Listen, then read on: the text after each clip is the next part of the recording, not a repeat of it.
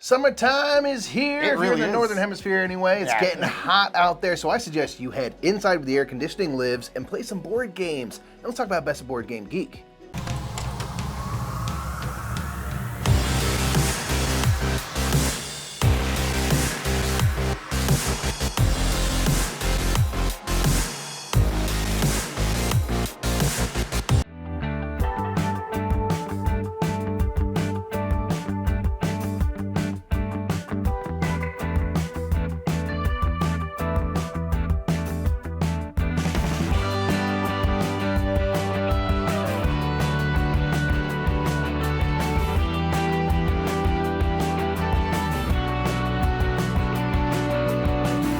What's up, everybody? My name is Nick. I'm Mike. We are the Brothers Murph, and that's right, we're back for another installment of the Best of Board Game Geek. We're going to talk about some news, the hottest games of the month, some of the cool stuff that we found that we're super into. Let's go ahead and get into it.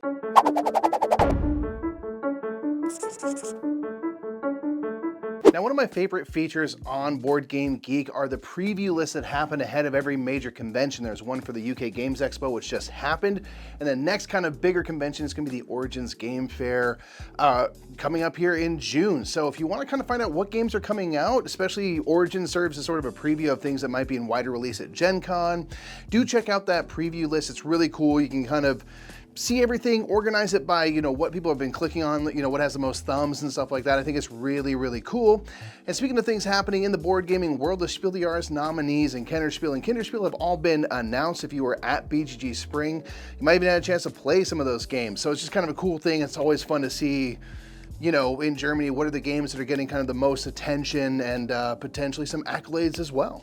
So we have a new store update as we usually do. We got some new accessories back in. We got the extra large version of Rhino Hero. Rhino Hero is always a super fun time, and we have a restock of the parody magnets that they were doing. There's like Pandemic instead of Pandemic, so there's like a pandemic box with a bunch of pandas on it. It's really, really fun. I love these parody things. I don't know where they came from, but I absolutely adore them. So those are back in stock, so make sure to check out the store update. So that was a little bit of Board Game Geek news for you. I think we are here mostly to talk about the hotness. Now, again, this is something that is representative of what games people are clicking on, where people are putting their focus and energy into on Board Game Geek. So let's talk about the 10 hottest games this month.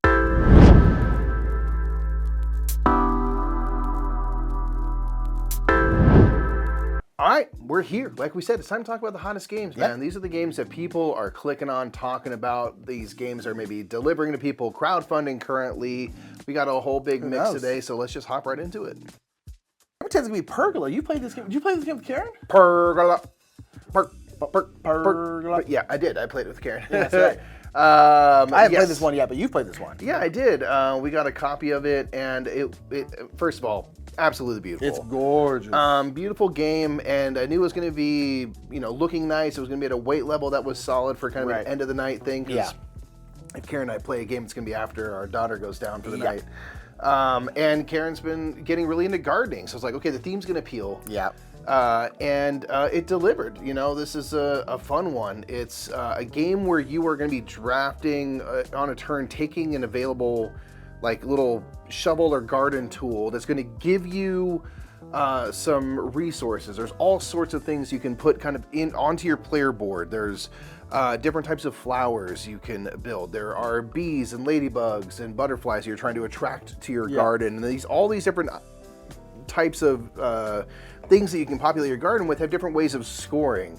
There's a certain type of flowers where you want sets of all three of the colors and stuff. You can also stack them up, and you want to put, I think, butterflies as high up on those stacks as possible. There's marigolds, which you're going to get points for, and you're trying to put ladybugs in. You're trying to attract bees and make honey and do all these things. And it's really cool. So you're taking a shovel or whatever it might be to get some resources, and you're taking one of 4 actions. And all the actions are really simple. Right. It's got a lot of appeal. The production value is really nice. The way it's organized is nice. And so it kind of is that great thing of man, this is a good end of the night game. It's cozy, it's relaxing, but there is strategy and stuff like that, and it looks super beautiful. Yeah. So we kind of played it at the perfect time. So yeah, really though. Personally, I'm a fan, and I guess other people are clearly interested for it to be on the hotness. Next up, number 9 is going to be Deep Regrets. This is kind of about like deep sea fishing. And what's kind of the So there's a video game Dredge. That's what it's kind of loosely inspired on, right? Yeah, it seems like it. Like the idea is you're fishing deeper and deeper into the water, and you're pulling up stranger and stranger things. And in this game and in the video game as well, it's driving you a little bit crazy, making you a little mad while you go. So this is one that we were hoping to play at BGG Spring. Yeah, I didn't get a chance to. Yeah. Really wanted to. We have a deep regret about that. And but yeah, this is one that like I love the look of it so much. The art style and everything. This is a game that crowdfunded a while ago is now delivering to people and getting in their hands. So we saw quite a few of it. People playing it at BGG Spring, which makes sense. So I think that's why it's on the hotness. But yeah, you're doing this fishing, and it's just stuff's a little creepy and weird. I love the finding concept, strange things. Yeah, kind of rolling dice, pushing your luck, and doing things like that. But yeah, the art and the production value seems so top tier. Yeah, it seems great. Number 8 is gonna be Deckers. This is a deep print Pegasus Spiel, collaboration, and that's a potent combo at this point. It usually works out pretty well. Because that's like Civolution last year, Beer and Bread. Some of our favorite games are deep print games that then get brought over by Pegasus Spiel and stuff like that. So Deckers, it seems cool. This is like a solo or co-op game where you are like hackers, and you're hacking into like this network where there's like these like supercomputer, basically super huge computers and stuff like that. And then basically you're trying to do different stuff. You're trying to like kind of seemingly gain control of various things, trying to like knock out the supercomputer's pieces, and you're kind of in the network doing stuff. Yeah. And you're taking on the role of different hackers, which will have, I believe, different like abilities and stuff like that. It seems like there's like 5 or so like different supercomputers you can kind of go against, which will be like they're going to change up rules. They're going to have difficulty different things. level. Yeah, and like every round you have objectives you're trying to go for, and you're trying to complete those. And if you complete like the final objective, that's how you're going to win. It seems cool. I mean, I like that kind of theme of being like in a network fighting with like a computer. It almost feels like Matrix-y. Like you're logging in the mainframe and sort of taking on this persona, which will give you abilities, and it's kind of cool. Yeah, it definitely. Why hasn't there been more games like that where you can sort of, by going in this way, you have this upside and this personality or whatever. So it definitely seems cool. And again, the deep print makes such good games. And so anytime I see that combo of deep print and Pregnancy Spiel, I'm like, well, that's probably gonna be pretty good. So that is gonna be Deckers, number 8. Number 7 is Flip 7. Did I put it there on purpose? I don't think I did consciously, but probably subconsciously. Probably subconsciously. Yeah. So this is being pushed really hard by the op right now, and it's we love this game. It's nominated by for the Spiel's Jahres. Which is probably why it's popped up on the hotness, because that's obviously a high. They were like sending people copies for like free kind of thing, and so it's been played a ton. It's very, very easy at the table, but this is kind of like a group blackjack. It's a straight up push your luck. It's just push your luck. It has a blackjack feels because you either hit or stay on your turn, right? Yeah. Other than that, it's not like blackjack. But yeah, you're basically trying to get. It'll come around to you. You hit or stay. If you hit, the dealer flips you over a card. Their cards are 0 through 12. And then once you stay, you'll get to count up all the values in your card, and that's how many points you have. You're trying to first person gets like 250 or 200 points or whatever it is.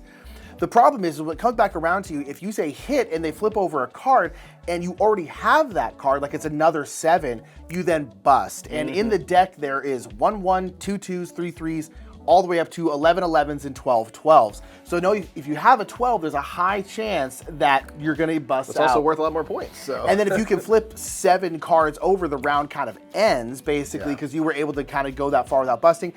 And that's pretty much it. It's so simple. There's a couple action cards that you can do, and you can kind of mess with each other, but it's a perfect big group family game. Yes. It's a perfect, to me, for my money. We have no vote, but a Spiel des Jahres nominee, I'm like, this is so perfect. Yeah. Because you can play with your entire family. You can play with so many folks. Yeah. It's fun, it's silly, you can get the rules in 2 seconds. And then there's these highs and lows and big swings of points and stuff like that. It's just so pure and good. As like a push your luck game. Yeah, absolutely love it. Very fun. Inish is back in the hotness, and that's because there is a big box version with a new expansion that's on crowdfunding right now. Inish, of course, has been a popular game for a long time. It's got beautiful art. And you've played Inish. I actually never have played Inish. It's an interesting game, man. It's a funky one. I still don't quite know where I land personally with this. Not that matters. Yeah, people love it. But it's an interesting area control card drafting game where you have this really kind of closed pool of cards that are being drafted around. And so it's a game that definitely rewards you the more you play. And a big box like this, I think, is a great way to kind of celebrate it, bring some new content for the first time in a while. Because Iconiq is a game that people like really invest in. But I do think it's pretty cool. Oh, yeah. A very cool game that I'm just awful at. And so, yeah, so it makes sense this is kind of popping up. This has been one that's been loved for quite a while. Yeah, I mean, now it's its second been expansion. out for almost 10 years. I mean, it's 2016 is when it came out, and it's 2025 right now. So. I think it still plays very well for being a game that's almost 10 years old. Yeah. Like, I don't think it's shown really any age. No, yeah. For the most part, combat alone, like that part being a little bit strange to me. But the rest is so good. Yeah, it's super cool. So there's a new big box. Yeah. There's a new expansion with it as well. So people are talking about it. And again, Iconiq is kind of one of those games that's been around for a while and probably going to stick around for a while. Number 5 is going to be Tomb Raider: The Crypt of Chronos, which I'll fully say, like, when I first saw it pop up, I was like, oh, this is another video game. It's going to be tons of minis. But this is actually a big solo game. It is. It's a solo adventure game. I guess there is only one Lara Croft. Right, yeah, exactly. So this puts you in the Tomb Raider's shoes or boots. And you are going through and kind of, it you know, like a lot of these games, is trying to recreate the famous elements of the video game, you know, physically. So here, you're stomping on Koopas. Yeah, you know, So here, you're raiding tombs, tomb raiding. Yeah, okay? that's right. And you're dealing with traps and things and trying to get to this treasure. One thing that's kind of cool is there's sort of 2 modes to play. There's sort of an adventure book that's going to have various scenarios between 20 and 60 minutes, so not too long, which I think is great. Super nice. And you can kind of flip to any one, you know, adventure, and that's what you're going to do. Or there's this kind of like islands mode where you're going to get a mix essentially of different objectives that are going to all culminate to make kind of a unique around 3-hour experience that's completely like that will be the end of that story. And I really dig the idea of like, cool. I just want to go on like one quick mission. Let's do a little thing, or do this longer experience, but still have it be contained and kind of an ending, but have some like random elements to it and stuff. And again, you're going to be going into tombs, kind of dungeon crawlery, dealing with traps, traversing stuff, trying to find the treasure and deal with kind of all the foes along the way. It seems really interesting. The second I heard it was a solo campaign. I was just like. I was like, that makes me color me more intrigued. I was never a massive Tomb Raider player, but like I was like, the world is cool, the story is cool. The fact that it's solo, I'm like, let's go, man. That's very, very cool. So yeah, Tomb Raider: The Crypt of Chronos is number 5. Number 4 has been here for a while. Will probably continue to be here for a while. It keeps popping up and down the hotness, and this is gonna be SETI, the search for extraterrestrial intelligence. Like indeed, this has been weird. Kind of weird. Let me look. It's already in the top 100 on BGG, and like, let me see, and it's been climbing fast. The other day, we were, for some reason, looking at the top 100. Also, we were like, whoa, SETI's already in here, and it's just been flying up. I'd be loving some SETI. SETI is, you know, from Czech Games Edition that have always had such 52 already. 52 overall. That's amazing. Wow. You know, CG's just got a great reputation, and for good reason. They make fantastic games, and this was their big release. BGG. What's that? We just played this again at BGG Con. I know, and man, I love it. We played it late at night. It was too late to probably play that game, but we went for it. I love just the reveal of the aliens kind of at the midpoint of the game where you don't quite know what you're going to be dealing with, and that gives you, you know, these new opportunities and different strategies to employ. There's an expansion coming out, you know, at some point this year, I believe. So, I assume Essen, Yeah, that's going to bring some new aliens, but also asymmetric player powers. And if this game's already at 52 now, when you bring out that expansion, forget about it. Yeah. It's on like Donkey Kong, and I'm fine with that because I love this game so much. But yeah, SETI's going to be around for just some. Remember how long Arnak was around? Like, strap in. We're in a similar thing right here. Next up is going to be Transgalactica. This has got like a real triple whammy where you got the beautiful art and beautiful box. Really, you got cool Daniele looking. Tascini, who's a very well-respected designer, and then Devir as the publisher. It's like, I know. Woo! Yeah, that's a power trio right there. It's a Tascini co-design, I believe, and yeah, the art and stuff is just really, really neat. And yeah, this is a game where you're sort of vying for galactic, you know, control and stuff, and you are you know, trying to gain influence in the various, you know, controlling houses, exploring the far reaches of the galaxy. And this is a worker placement engine building kind of game with like action follow mechanisms, which I always really like, where if I'm choosing this action, I'm going to get a bonus. You can still follow and take an action. You're not going to get the bonus, but you'll get to do something. I think that is always going to make for an intriguing game. It's just so fun to, you know, be constantly involved with the game, doing stuff.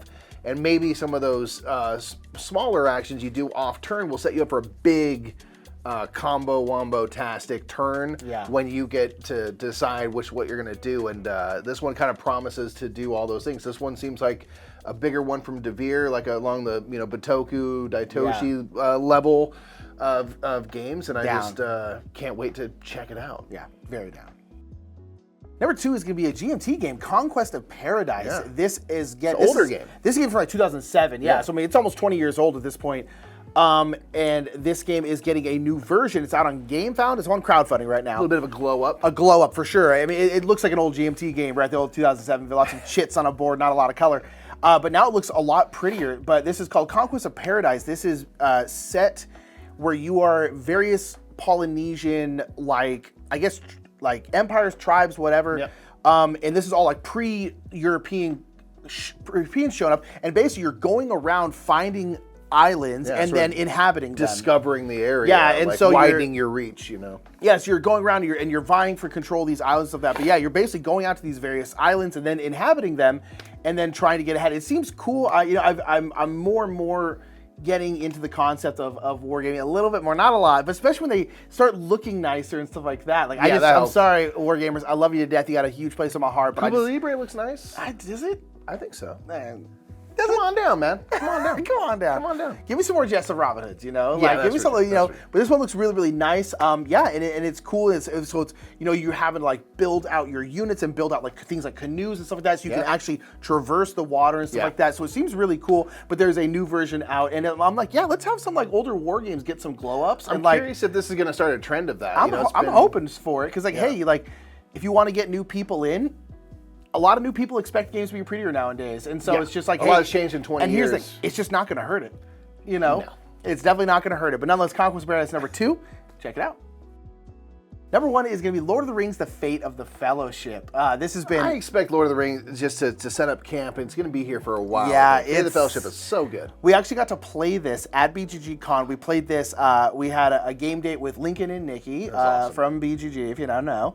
And we sat down and we played it. We played a 4-player game of it, and it was freaking incredible, It was epic, man. It was so much fun. Yeah, this is a game, if you're not familiar, set in the universe of Middle Earth and stuff, and Captain Kirk's running around, right? That's right, yep. So the Fellowship, you're taking on various roles from the Free People side.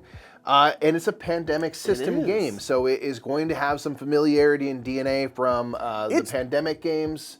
Much bigger and heavier than your normal pandemic. It is bigger and heavier, though. And pretty different. It feels like a chunkier experience, which you'd expect. It's Lord of the Rings. It's epic. Right. But it's going to have that kind of cadence of you are taking actions. You're actually playing as 2 characters, and one of your characters you'll do 4 actions with, and your other character you'll do 1 action with. So that's kind of a thing that's unique. It's very interesting, And then you're going to be flipping over these shadow cards, which is kind of the infection from the original pandemic. But in this case, each card that gets flipped over can have one of 2 results. Yeah. It's either going to be putting more troops onto the map and potentially moving the Nazgul around and stuff, or it's going to be moving troops along these kind of predestined lines. So if you've played Pandemic Fall of Rome, it's kind of like that. It's kind of like that, where there's going to be an origin point. For here, it's Mordor, and they're going to be kind of working along certain pathways based on these cards, trying to take over our kind of safe havens and stuff. Yeah. I really like that system. Well, it's really cool this game because it has the pandemic-iness where when you draw an epidemic, which it's called like the Shadow Rises,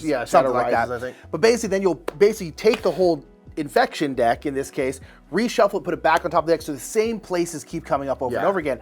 But in this case, because what determines what one of the things on the shadow card that you do is determined by the back of the card on top of the deck. So even though you're having the same cards come up, what will activate will be different each time. And so if that was the only change, that would be a big change. But then there's all this other stuff. And like, you have missions that you do. One of them is always destroying the ring, but then there's 3 other missions that you have to do beforehand, and there's like 25 of those missions. Yeah. So every game, like what you need to do, like we needed to like go to Isengard, turn it into a safe haven, and then eliminate all the troops from Rohan. Yeah. That was one of the missions. But like that mission might not be the next one. So this time you have to do stuff over in the Shire, and so it's like it massively changes up the game. Pandemic was our gateway game, and we're massive. Is this the only time we don't have Lord of the Rings stuff in its background?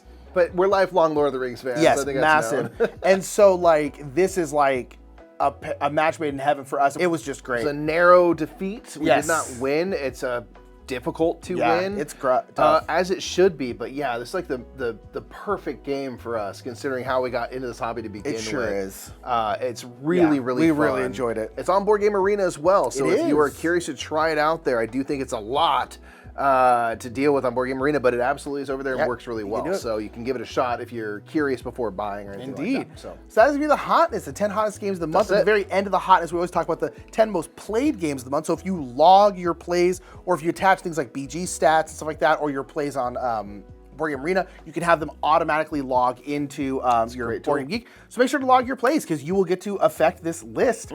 So Marvel Champions is back. It has been dropping off a little bit. There's been some new content in the last couple of months for it. But Marvel Champions has 8,306 plays. Forest Shuffle has 8,558 plays.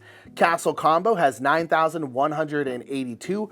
Toy Battle has 9,586. That's on Board Game Arena. I know that. Yeah, and we have that. I haven't played it yet, but I'm really curious about it. It's like a 2-player kind of like war skirmish game, but your toys. It seems cool, yeah. I love the theme of that so much. What was that movie? Like the Little Soldiers? Like Small Soldiers? Yeah, that's what I was going we have Sky Team, which has 9,828. Fellowship of the Ring trick-taking game has 10,410. We contributed like 60 of those plays we sure could, last month. We went through the whole thing and... it took us 60 individual plays of it. Arc Nova, always here, is 10,543. Bomb Busters has 10,819, nominated for the Kennerspiel, right? Yes. I believe so. Harmonies has 11,808, bump back up. Wowzers. Number one by over 10,000 is Flip 7. Oh, wow. Which has 21,613. I think that's the highest I've ever seen on here. I don't know if I've ever seen that. Is also newly on Board Game Arena, along with being nominated. The op knows what they're doing with getting this game out there in front of people. 21,000. I think that's the highest I've ever seen on this thing. That's pretty nuts. So nonetheless, that is the most played game of the month. Make sure to log your plays. Let's go to some Murph Picks.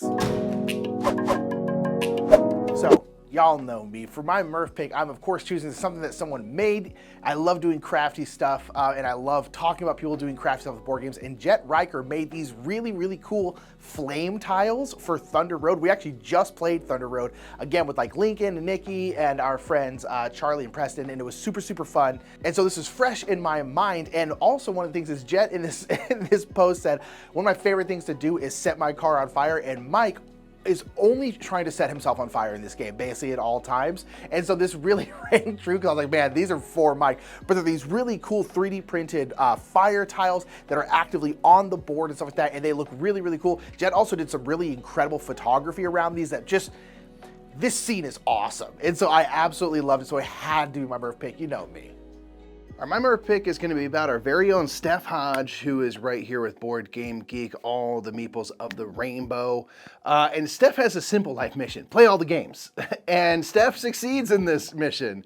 It's always so impressive, the amount of new games she can take in, what that brain can do. It's so cool. And one thing that's really nice for the rest of us is that Steph will often kind of go through every new to her game in the month and do like a little mini review. So May was a big one. We had BGG Spring, and I saw her playing a ton of games, and you can go through every new to her game, and she ranks them using a rainbow system from 1 to 5 stars, and also gives a blurb, like what worked, what didn't work, and stuff like that. So if you're trying to find out something about a game, I would go to Steph, because Steph has probably played it and has probably given thoughts on it. It's a great tool, honestly, that we all get to benefit from. So make sure you don't miss those kind of monthly updates that Steph does.